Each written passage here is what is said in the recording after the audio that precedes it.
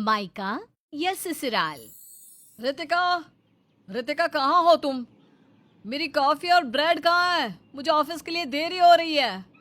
रितिका। कपिल बेटा, उस मुही को ढूंढ कर कोई फायदा नहीं, वो घर पर है ही नहीं। क्या मतलब? अरे चली गई है महारानी फिर से अपने मायके। उसकी माँ की तबीयत खराब हो गई है, उसके मायके वालों की तबीयत और उनके पैसों की तंगी।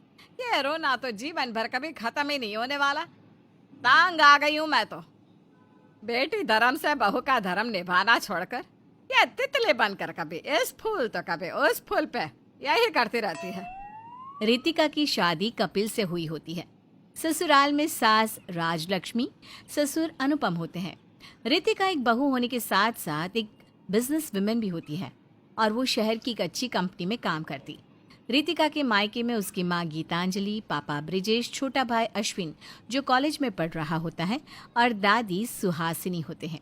रितिका के मायके वाले आर्थिक रूप से तंगी में रहते हैं, इसलिए जब भी जरूरत हो तो वो वहां जाकर कुछ दिन रह लेती या उन्हें पैसे दे देती। रितिका बिटिया, मैं अभी ठीक हूँ, तू जा। राज लक्ष्मी जी वहाँ अकेली होंगी, अनुपम जी और दामाद जी भी अकेले होंगे। तेरे ससुराल में तेरा होना बहुत ज़रूरी है, जा तू। ओके माँ, डॉक्टर ने कहा है कि आपकी तबीयत अभी एकदम ऑल राइट है, इसलिए मैं उनकी बात मानकर जा रही हूँ, वरना मैं यहीं रुक जाती कुछ और दिन। रितिका बिटिया, तेरी शादी होने के बाद भी जिस तरह तू अपने मायके और ससुराल को एक साथ मैनेज करती है वो वाकई में काबिल तारीफ है। एक लड़की होकर भी घर गृहस्थी, कामकाज, मायका, ससुराल, इतनी सारी जिम्मेदारियों की गठरी अपने कंधों पर लेकर चलना बहुत मुश्किल है बेटा। अब आखिर पोती किसकी है? सुहासिनी चौबे की है। हाँ। रितिका अपने मायके से ससुराल चली जाती है। तभी गुस्से में तपती हुई राजलक्ष्मी रितिका पर चिल्ला पड़ती है। ओ महारानी, ये कोई होटल, गार्डन या मेला नहीं है। जब चाहे मुंह उठा के निकल लिए और जब चाहे मुंह उठा के लौट आए। अपना मायके जाना और मायके वालों से चुंबक की तरह चिपके रहना काम कर। अब तो तुझे किसी एक को ही चुनना होगा, मायका या ससुराल, वरना तुझे हमेशा हमेशा के लिए ही मायके पार्सल कर दूंगी। रितिका राजलक्ष्मी की बातों को नजरअंदाज कर देती है। कपिल उसे कुछ नहीं कहता और वो उस पर हमेशा भरोसा करता। एक रोज रितिका का छोटा भाई अश्विन उसके ससुराल में आता है और रितिका उसे कुछ पैसे देती है। ये ले अश्विन, जा अब जल्दी से अपने कॉलेज की फीस भर दे और खूब मन लगाकर पढ़ना और अच्छे नंबर से पास होना। रितिका दीदी, सच में भगवान आप जैसी बहन सबको दे। बस अपना आशीर्वाद मुझ पर यूं ही बनाए रखिए और दुआ कीजिए कि मैं भी आपकी तरह सक्सेसफुल, टैलेंटेड और मल्टीटास्किंग बनूं। राजलक्ष्मी रितिका और अश्विन की बातें सुन लेती है और रितिका को अश्विन को पैसे हुए भी देख लेती है। वो गुस्से से तिल मिला जाती है। अश्विन के जाने के बाद वो रितिका को खूब सुनाती है। क्यों रे नास पीटी, बड़ा पैसों का पेड़ उगा है क्या तेरे आंगन में है? जो इतने पैसे उड़ाती रहती है अपने मायके वालों पर। माना कि तू एक आत्मनिर्भर नारी है, लेकिन इसका मतलब ये तो नहीं ना कि तू अपनी जिम्मेदारियों को भूल जाए। तू इस घर की बहू है और मेरे बेटे की बीवी। अब तू अपने मायके से पराई हो चुकी है, वहां पैसे देना बंद कर दे और जरा अपने और कपिल के भविष्य की तरफ ध्यान दे।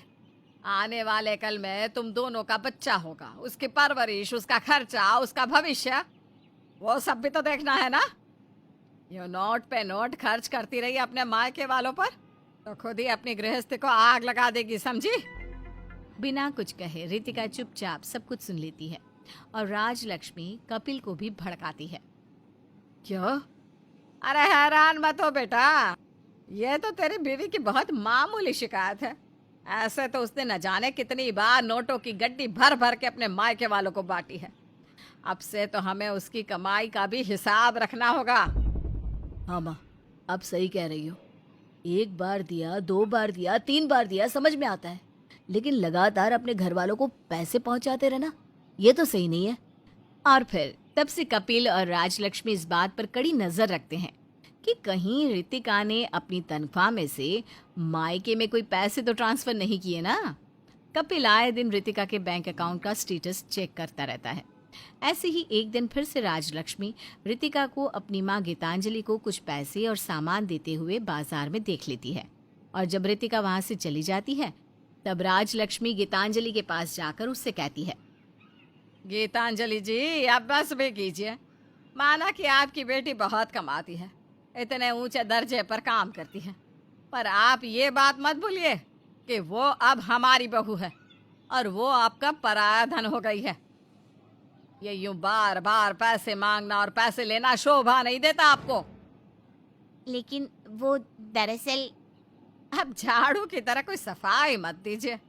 मुझे जो कहना था मैंने कह दिया। मेरी बेटी रीना भी अपने ससुराल में सुखी है, कमाती है, लेकिन मैं तो उससे 1 रुपया तक नहीं मांगती। राजलक्ष्मी गीतांजलि को इतना सुनाती है कि बेचारी गीतांजलि गर्दन झुकाए ही रह जाती है। दिन गुजरते जाते हैं और फिर एक दोपहर ये खबर आती है कि रितिका के पापा ब्रिजेश जी की मृत्यु हो गई है किसी बीमारी के कारण। रितिका फौरन अपने मायके भागती है और फिर ब्रिजेश की मौत का बहुत शोक मनाया जाता है। राजलक्ष्मी, कपिल और कपिल के पापा अनुपम भी रितिका के मायके पहुंचते हैं। फिर अंतिम संस्कार की सारी रस्मों के बाद जब रात में रितिका गीतांजलि से ब्रिजेश के आखिरी दिनों का हाल पूछती है तब, माँ, ऐसा क्या हुआ था जो पापा को डॉक्टर्स बचा ही नहीं पाए? रितिका बिटिया, वो पैसों की समस्या खड़ी हो गई थी। ब्रिजेश जी के ट्रीटमेंट के लिए और भी पैसों की ज़रूरत थी और मैं तुझसे मांग भी नहीं पाई क्योंकि कुछ दिनों पहले ही समधन जी ने मुझे बहुत सुनाया था। हमें तेरा बसाया घर नहीं तोड़ना था रितिका बिटिया। अब सबका दिमाग कहाँ था? अरे ऐसे हालातों में तो दुश्मन भी इंसानियत का हाथ बढ़ाकर मदद करते हैं। तो मैं अपने पापा के लिए अपने ससुराल वालों की 4 बातें नहीं सुन पाती क्या?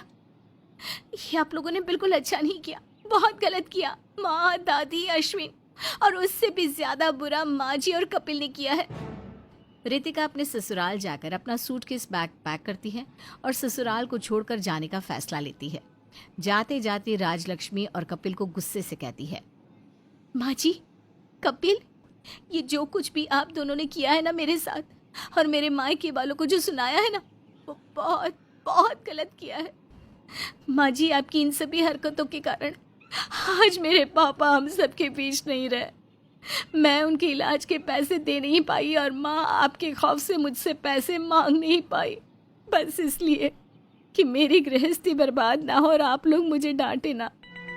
इतना सब कहकर रितिका वहां से चली जाती है। माँ, ये सब क्या हो गया? ये सब मुझे सही नहीं लग रहा। तुमने... अरे मेरे नादान परिंदे, इतने दिमाग के घोड़े मत दौड़ा, वो अपने आप वापस चली आएगी, देखना तू। रितिका अपने मायके रहने लगती है और फिर कुछ दिनों बाद अचानक से कपिल की तबीयत बहुत बिगड़ जाती है और तब राजलक्ष्मी और अनुपम बहुत घबरा जाते हैं। डॉक्टर आते हैं और चेकअप करके कहते हैं कि कपिल को टाइफाइड हो गया है, लेकिन तभी उसे हॉस्पिटल ले जाने के लिए अनुपम और राजलक्ष्मी के पास पैसे कम पड़ जाते हैं।